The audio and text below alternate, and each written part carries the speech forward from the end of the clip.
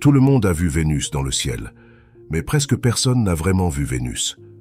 Pendant des années, sa surface est restée un mystère complet, caché derrière des nuages si épais que même la lumière ne pouvait les traverser. Pas de photos, pas de couleurs, juste des suppositions. Jusqu'à maintenant.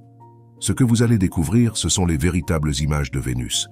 Des photos prises depuis le sol, des scans depuis l'orbite et des clichés capturés par des sondes qui n'étaient même pas conçues pour l'observer. On disait que c'était impossible, et pour être honnête, ils avaient presque raison. Dans les années 1970 et 1980, Vénus était le terrain d'essai ultime pour tout engin spatial, prétendant pouvoir survivre n'importe où. Ce n'était pas Mars, où des rovers peuvent explorer tranquillement pendant des années. Vénus, c'était du sérieux. Un enfer si brutal qu'envoyer une machine là-bas revenait à la jeter dans une fournaise en espérant entendre un cri avant que la connexion ne soit coupée. Mais les Soviétiques ont quand même essayé. Entre 1961 et 1984, l'Union soviétique a lancé plus d'une douzaine de sondes vers Vénus. La plupart ont échoué. Certaines ont brûlé dans l'atmosphère, d'autres ont complètement raté la planète. Mais en 1975, un événement incroyable s'est produit. Vénéra 9 a réussi à atterrir. Elle n'a pas seulement survécu quelques secondes, elle a tenu environ 50 minutes avant de succomber à la chaleur et à la pression extrême de Vénus. Et pendant ce court laps de temps, elle a envoyé ce que personne n'avait jamais vu auparavant. La première image de la surface d'une planète autre que la Terre. Ce n'était pas beau. La photo était en noir et blanc, granuleuse. Le cadre était déformé. La caméra, légèrement inclinée, montrait un amas de roches plates qui ressemblait plus à un chantier de construction qu'à un monde extraterrestre. Mais l'importance de cette image, sans jeu de mots, était indéniable. Ce n'était pas un rendu CGI, ni un scan radar, ni une supposition d'artiste.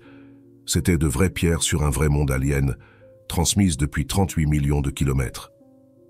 Quelques jours plus tard, Vénéra 10 a récidivé, atterrissant à seulement 2200 km de Vénéra 9.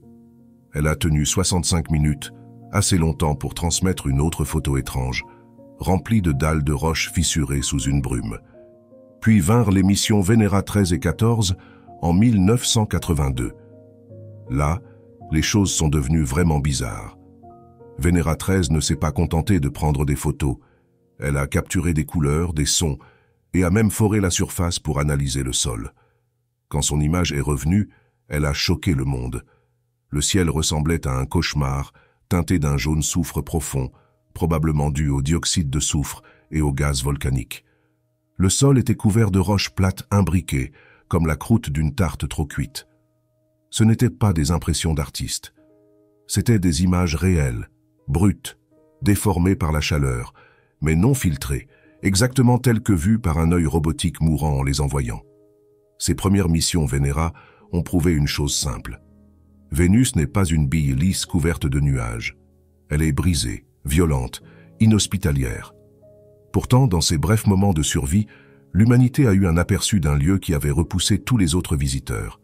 Et ce n'était que le début. On ne peut pas simplement pointer une caméra sur Vénus et espérer une image claire. Ça ne fonctionne pas comme ça. La planète est enveloppée de nuages si épais, si toxiques et si réfléchissants que la lumière visible n'a aucune chance. Ce n'est pas du brouillard, c'est comme essayer de voir à travers une couverture trempée d'acide. L'atmosphère est composée de dioxyde de carbone pressurisé à plus de 90 fois le niveau terrestre, mélangé à des gouttelettes d'acide sulfurique. Depuis l'espace, Vénus ressemble à une sphère jaunâtre lisse, totalement vierge, sans aucun détail. Pendant des décennies, c'est tout ce que l'on pouvait voir. Alors, les scientifiques ont changé de tactique. Si on ne peut pas voir à travers quelque chose, on fait rebondir quelque chose dessus. C'est là qu'intervient la cartographie par radar. En 1989, la NASA a lancé la sonde Magellan, une mission qui ne s'intéressait pas aux jolies photos. Elle était équipée d'un puissant système de radar à ouverture synthétique qui orbitait autour de Vénus et envoyait des ondes radio à travers les nuages. Ces ondes frappèrent la surface, rebondissaient et étaient reconstituées en images haute résolution.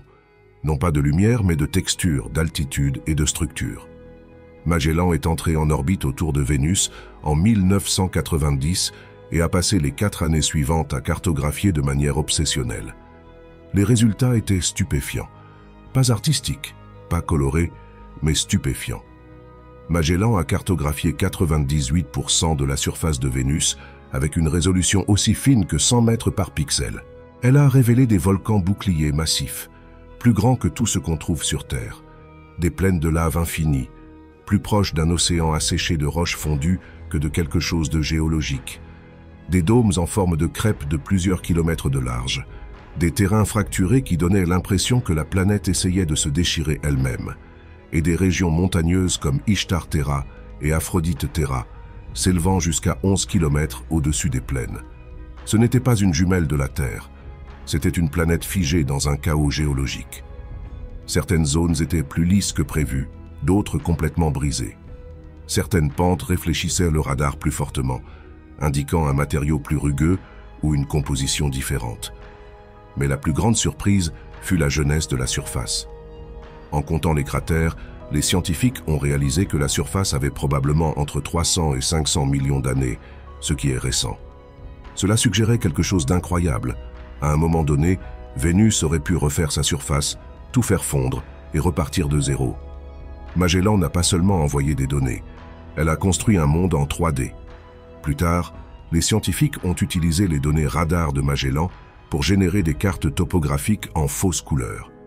Ils les ont éclairées avec une lumière simulée, ont ajouté des élévations numériques et ont créé les premières visualisations 3D de la surface de Vénus. Même si nous ne pouvions pas la voir avec nos yeux, nous pouvions désormais la parcourir virtuellement, survoler des vallées, nous tenir au sommet de montagnes, tracer les fractures d'une plaine brisée. L'ironie ? Magellan n'était pas censé durer aussi longtemps.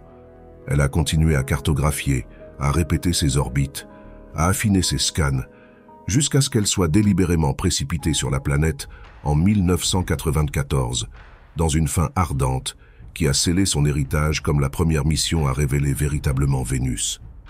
Ce qu'elle nous a montré, c'est que sous les nuages, Vénus n'est ni lisse ni ennuyeuse.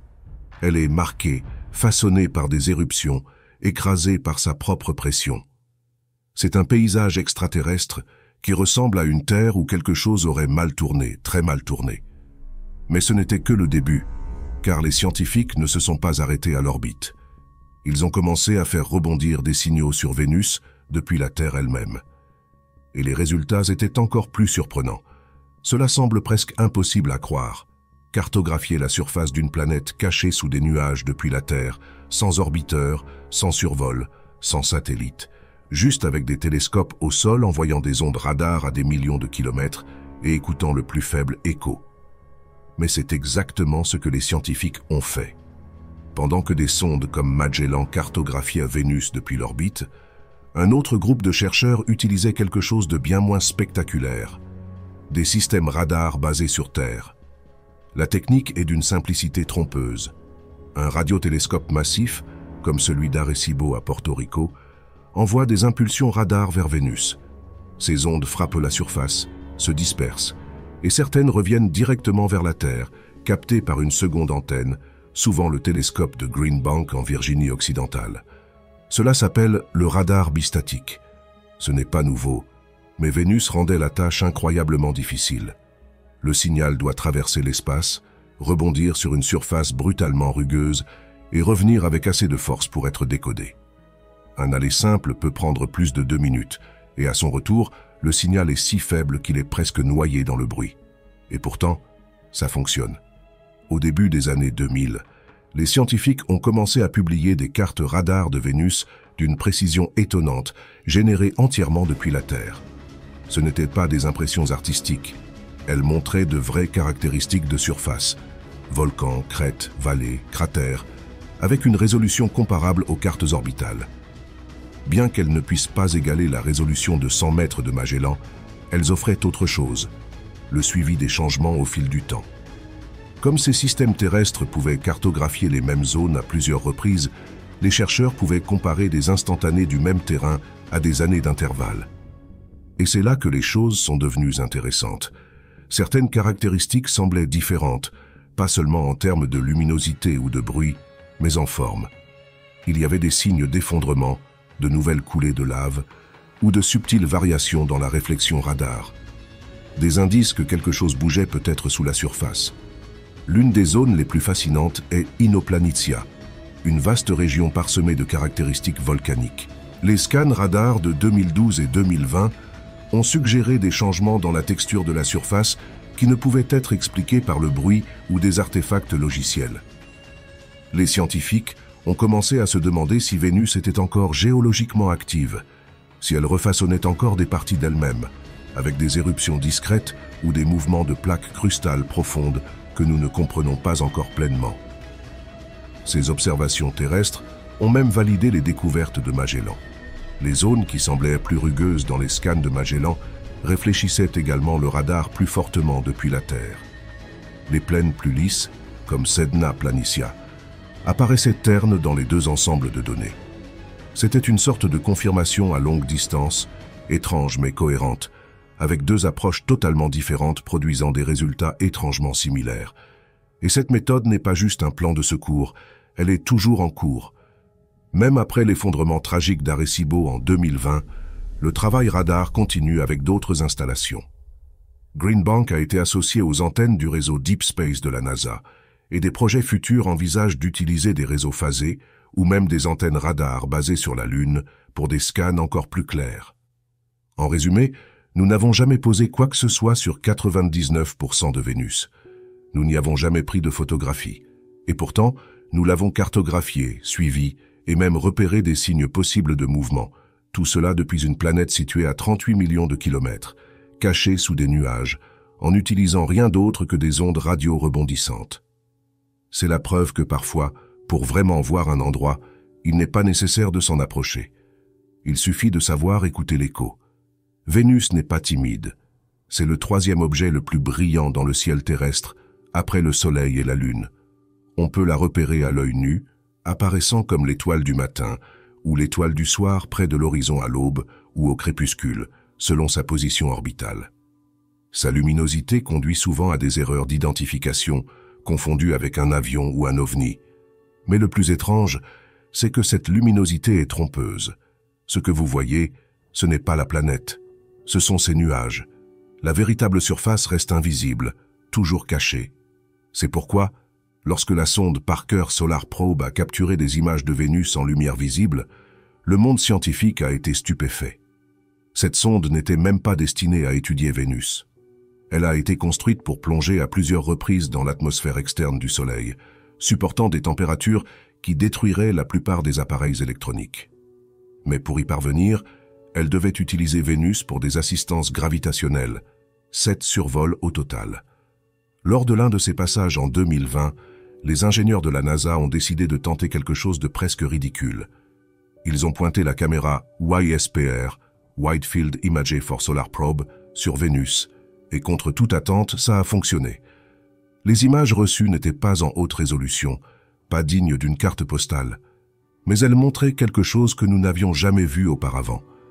Des parties de la surface vénusienne brillant faiblement en lumière visible. Pas du radar, pas de l'infrarouge, mais de véritables photons rebondissant sur le terrain et frappant un capteur numérique. Comment? La clé était le timing et la position. La sonde a survolé le côté nocturne de Vénus, où le contraste de température entre la surface chaude et l'atmosphère supérieure froide crée juste assez de lueur pour être visible. Ce n'est pas de la lumière réfléchie, c'est une émission thermique, une faible lumière émise par les roches elles-mêmes, dans une bande étroite du spectre proche de l'infrarouge et visible. Ce que nous avons vu, c'était une géologie réelle, des crêtes, des plaines, des hauts plateaux comme Aphrodite Terra, émergeant à travers la brume comme des ombres fantomatiques. Les régions lumineuses étaient probablement plus chaudes ou composées de matériaux différents, tandis que les zones plus sombres suggéraient des plaines plus fraîches ou plus lisses. Ces différences pourraient être liées à l'altitude, à la composition, ou même à une activité volcanique en cours. C'était la première fois que nous voyions Vénus ainsi, avec de la lumière visible montrant des caractéristiques réelles de la surface sans avoir besoin de radar. Mais ce n'est pas tout. La caméra WISPR a également capté une faible lueur atmosphérique, un halo de lumière provenant d'atomes d'oxygène à haute altitude. Cet effet, appelé airglow, est similaire aux aurores sur Terre. Cela a donné aux scientifiques une nouvelle façon d'étudier l'atmosphère supérieure de Vénus et son interaction avec le rayonnement solaire. Ce qui rend ce moment si étrange, c'est qu'il n'était pas censé arriver. WISP-PR était conçu pour observer la couronne solaire, pas pour des images en faible lumière de planètes. La caméra n'avait pas de filtres optimisés pour Vénus. Personne ne s'attendait à ce qu'elle voie quoi que ce soit, mais il s'avère que Parker était au bon endroit, au bon angle, avec juste la bonne sensibilité pour capturer un aperçu d'une planète qui se cachait sous nos yeux depuis des décennies. Cette seule image a changé les règles. Soudain, l'idée d'imager Vénus en lumière visible ne semblait plus folle. Elle est devenue une partie intégrante de la planification des futures missions. Si une sonde solaire passant à 20 km par seconde pouvait le faire sans même essayer, que pourrions-nous accomplir avec une mission conçue spécifiquement pour cela? Cette nouvelle fenêtre ouverte par Parker Solar Probe n'est pas un événement isolé. C'est un indice que même les mondes les plus voilés de nuages pourraient se révéler, non pas par la force brute, mais par une physique astucieuse et un peu de chance. Et peut-être, juste peut-être, y a-t-il beaucoup plus à découvrir sous ces nuages que nous n'avons jamais osé imaginer. En 2023, des chercheurs fouillant dans les anciennes données radar de Magellan ont trouvé quelque chose d'étrange. 2 images du même évent volcanique, un endroit appelé Maat Mons, l'un des volcans les plus hauts de Vénus, prises à 8 mois d'intervalle. Dans la seconde image, l'évent semblait différent. Sa forme avait changé. Les parois s'étaient effondrées et les réflexions radar suggéraient que de la lave fraîche avait inondé le fond. C'était une révélation discrète mais massive. Vénus n'était pas dormante, elle était encore active. Puis, en 2024, une autre équipe de recherche, utilisant un traitement d'image avancé, a analysé des milliers de scans de Magellan. Ce qu'ils ont trouvé a bouleversé les anciennes hypothèses. Plusieurs caractéristiques volcaniques montraient des signes de changement récents, pas seulement à Maat Mons, mais aussi à Sif Mons, Niobe Planitia et d'autres régions. Certaines présentaient des coulées fraîches, d'autres des fissures nouvelles. Quelques-unes semblaient même indiquer des dômes dégonflés, comme si du magma s'était retiré de dessous. Ce n'étaient pas des éruptions observées en direct, mais des instantanés avant et après, des preuves que quelque chose sous la surface bougeait, se pressurisait et éclatait. Et soudain, l'idée que Vénus était morte s'est effondrée. Les implications sont énormes. Une activité volcanique signifie une chaleur interne. Cela signifie que le noyau n'a pas refroidi, que le manteau n'est pas immobile. Cela pourrait signifier que Vénus possède encore une lithosphère, une convection mantélique, peut-être même des points chauds comme sur Terre, alimentant des éruptions régulières au fil du temps. Et si la planète évacue de la chaleur, elle pourrait aussi libérer des gaz, dioxyde de soufre, monoxyde de carbone, ou même des traces de phosphine, que certains scientifiques ont controversé proposé comme un possible biosignature en 2020. L'atmosphère de Vénus est épaisse et chaotique, mais des éruptions volcaniques récentes pourraient directement influencer sa composition, sa dynamique et sa chimie étrange. Cela pourrait expliquer pourquoi son atmosphère supérieure change autant, pourquoi les niveaux d'acide sulfurique fluctuent, pourquoi il y a des absorbeurs d'UV inattendus et des stries sombres inexpliquées dans les couches nuageuses. Tout cela pourrait remonter à la surface, aux volcans qui n'ont pas cessé de respirer. Le meilleur dans tout ça? Nous sommes sur le point d'obtenir une confirmation.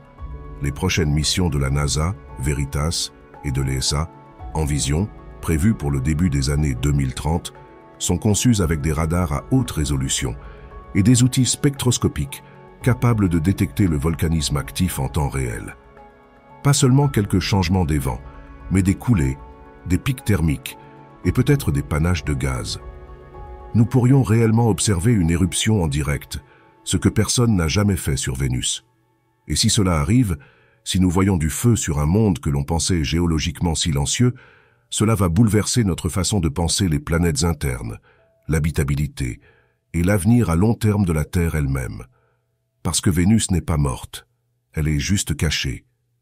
Et maintenant que nous savons où regarder, elle commence à montrer des signes de vie. Pas une vie biologique, mais le genre de vie qui surgit de la roche en fusion et remodèle un monde en silence. Faisons une chose claire. La plupart des gens ont vu Vénus, mais presque personne n'a vraiment vu Vénus. Quand vous cherchez Vénus en ligne, vous trouvez des dizaines de visuels polis, de belles sphères enveloppées de nuages orange ou violets. Ils sont magnifiques, mais ils ne sont pas réels. Ce sont des interprétations artistiques ou des composites filtrés. Les véritables images de Vénus ne sont pas polies.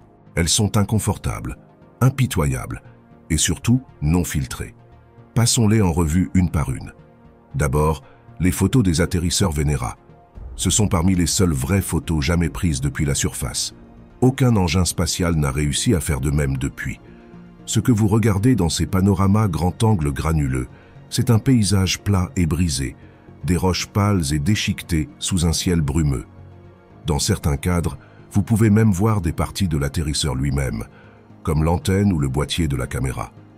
Les roches semblent étranges au premier abord, superposées et imbriquées, presque comme des carreaux de céramique fissurés. C'est parce que la chaleur et la pression intense de Vénus déforment tout. La surface de la planète est à 465 degrés Celsius et la pression atmosphérique est 92 fois celle de la Terre. Ces dalles ont peut-être été formées à partir de coulées de lave fracturées sous la contrainte ou altérées thermiquement par le climat hostile. Ensuite, regardez les couleurs. Elles ne sont pas naturelles au sens où nous pensons la couleur. Elles sont traitées pour refléter ce que les caméras des atterrisseurs ont vu sous les épais nuages de Vénus. Les teintes sont principalement des jaunes et des bruns, teintés par le soufre et la distorsion thermique. C'est Vénus, sous sa propre lumière, filtrée par une atmosphère que nous ne comprenons pas encore pleinement. Ensuite, il y a les cartes radar de Magellan. Ce ne sont pas des photographies, ce sont des réflexions radar converties en visuels en noir et blanc ou en fausses couleurs, mais elles sont tout aussi réelles. Les zones lumineuses indiquent un terrain rugueux, des montagnes, des crêtes ou des champs de lave déchiquetés. Les zones plus sombres montrent des plaines lisses ou des altitudes plus basses. Dans beaucoup de ces images radar, vous repérerez d'immenses volcans avec de larges dômes et des calderas effondrés, certains plus grands que tout ce qu'on trouve sur Terre. D'autres sont disposés en motifs étranges, comme le terrain Tessera, où la croûte a été écrasée, pliée et tordue sur des millions d'années. Et enfin, les images en lumière visible de Parker Solar Probe. C'est là que les choses deviennent étranges. Ce sont les premières images de la surface de Vénus, capturées en lumière visible depuis l'orbite.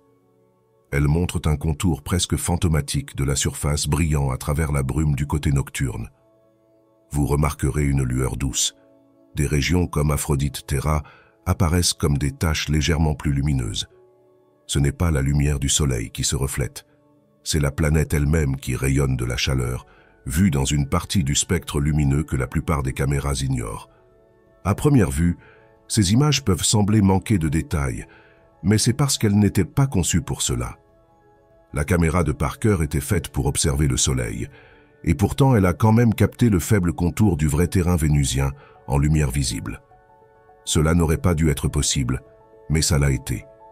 La clé, c'est que chacune de ces images, Venera, Magellan, Parker, montre une couche différente de Vénus. Pas métaphoriquement, littéralement.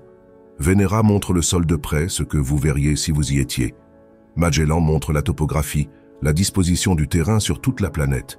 Et Parker montre l'entre-deux, la lueur d'un monde encore chaud, encore en changement, et encore visible d'une manière que nous n'avions pas réalisée. Aucune de ces images n'est belle au sens traditionnel. Elles ne sont pas faites pour impressionner. Elles sont faites pour révéler, et c'est ce qui les rend si puissantes. Vous ne regardez pas un rendu numérique. Vous ne regardez pas une approximation filtrée. Vous regardez Vénus telle qu'elle est réellement, dans tous ses détails extraterrestres, hostiles et violemment actifs. Et plus nous regardons, plus nous trouvons. Actuellement, des agences spatiales comme la NASA et l'ESA construisent de nouvelles missions conçues spécifiquement pour Vénus. Veritas de la NASA utilisera le radar pour détecter des changements de surface inférieurs à 1 mètre. Envision de l'ESA scrutera en profondeur la croûte pour trouver des signes d'activité tectonique. Da Vinci, plus entrera directement dans l'atmosphère, mesurant sa composition chimique pendant la descente. Ces missions ne se contenteront pas de survoler. Elles étudieront Vénus de près, essayant de répondre à des questions cruciales sur le climat, les volcans, l'habitabilité, et pourquoi la Terre et Vénus, si similaires en taille et en position, ont évolué si différemment. Vénus a peut-être eu des océans autrefois, et peut-être même de la vie. Puis quelque chose a changé. L'atmosphère s'est épaissie, la surface s'est réchauffée et la planète est devenue méconnaissable. Maintenant, nous avons les outils pour comprendre ce qui s'est passé. Et pour la première fois, nous sommes en position d'obtenir de vraies réponses.